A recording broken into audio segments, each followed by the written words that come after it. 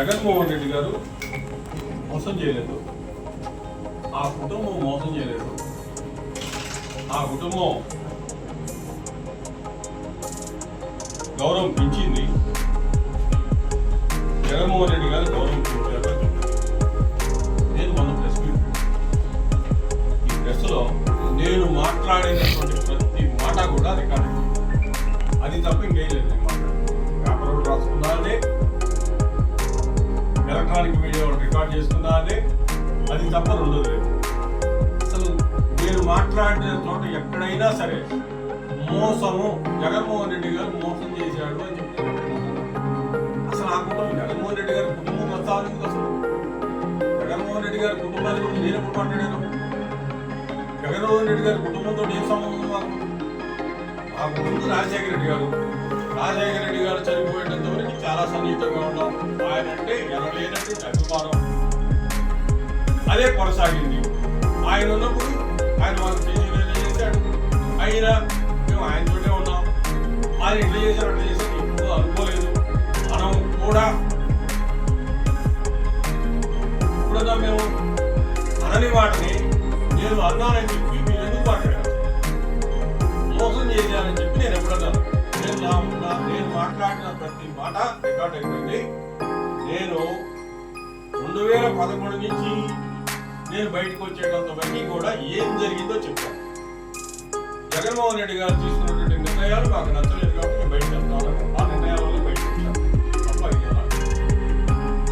మీరు ఈ మాట ఎందుకు మాట్లాడారు అంటే, నేను ఇప్పుడు దాకా పదవులు అనుభవించి ఎమ్మెల్సీ తీసుకొని జగన్మోహన్ రెడ్డి గారిని మోసం చేశాడు అని చెప్పి మా అపవాదే తెలిసిపోతున్నామని చెప్పడానికి ప్రయత్నం చేశాను.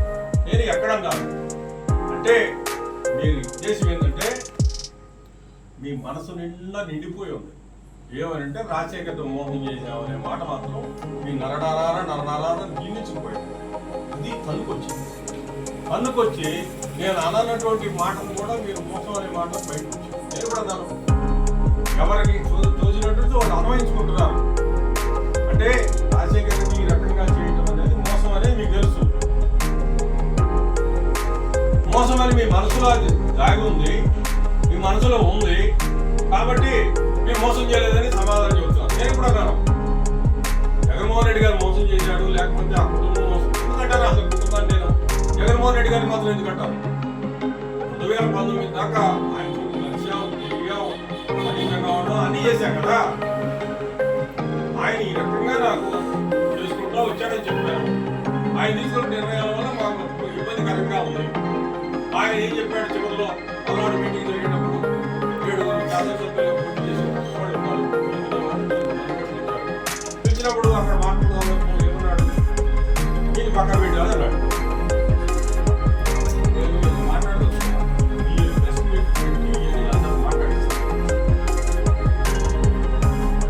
చెప్పారా? తెలుసుకొని మాట్లాడాలి కదా. తెలీదు, గతంలో మీరు లేరు, విషయ పరిజ్ఞానం లేదు. విషయ పరిజ్ఞానం ఉన్న చేత మీరు పెట్టించుకోవాలి కదా ప్రెస్ మీట్. నేను విపరీతమైనటువంటి విమర్శలు చేస్తే మీరు సమాధానం చెప్పాలి. ఇప్పుడు ఈరోజు గెలికి నా చేత ప్రెస్ మీట్ పెట్టించాను. నేను అయిపోయింది కదా, క్లోజ్ కదా. అది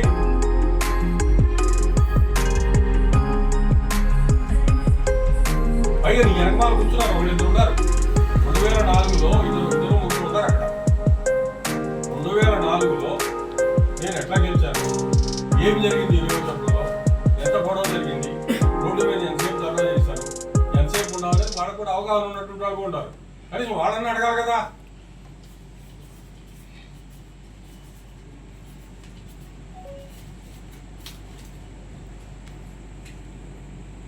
దాంట్లో ఒక ఆయన ఏమన్నాడు, ఒక ఆయన అడిగిన ఆట రాజశేఖర్ అన్నకి మంత్రి జిల్లా అధ్యక్ష బాధ్యతలు ఇవ్వండి అని.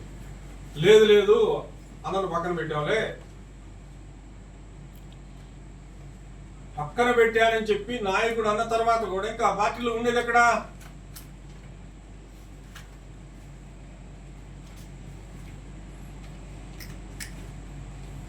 ఉండి అదే ఏం పని చేయించుకుంటారు మీరు? ఏం బాధ్యతలు అప్పు చెబుతారు?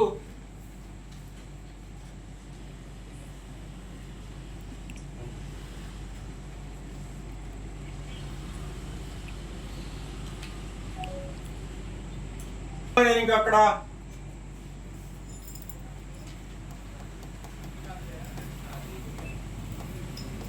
మీరు ఈ మాటలు మాట్లాడేది కాబట్టి గౌరవం ఇచ్చాము మేము, ఎమ్మెల్సీ ఇచ్చి గౌరవం ఇచ్చి ఆయన గౌరవాన్ని పెంచాము, పెంచినా కానీ వెళ్ళిపోతున్నాడు అనేటువంటి మాటలు మాట్లాడారు కాబట్టి ఇది చెప్పాల్సి వచ్చింది.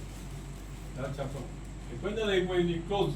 నేను ఒకటి అయిపోయింది కానీ వైఎస్ఆర్ కాంగ్రెస్ పార్టీకి రాజీనామా చేశాను. ఇంకా ఆ ప్రస్తావన అడగవసరం, జరిగిందే జరిగిపోయింది.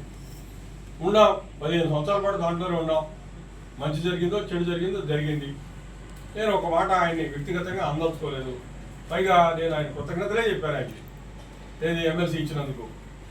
మీరు గెలికి ప్రెస్ మీట్ పెట్టి నేను అన్నటువంటి మోసం మాట మీరు మాట్లాడి పదవులు ఇచ్చి గౌరవించామని 2004లో కూడా నేను గెలిచింది కూడా మీరే క్రెడిట్లో, మీ క్రెడిట్లో వేసుకొని అది కూడా మీ యొక్క గొప్పతనము ఘనము అని చెప్పి ఇవన్నీ కూడా చెప్తామంటే మీకే సంబంధం? రాజశేఖర రెడ్డి గారు కాంగ్రెస్ పార్టీలో ఉన్నాడు. కాంగ్రెస్ పార్టీలో ఆయనతో ఉన్నటువంటి అనుబంధం మాకు ఉండేదేదో ఉంది. ఆ రోజు మీకు పరిచయం కూడా లేదే.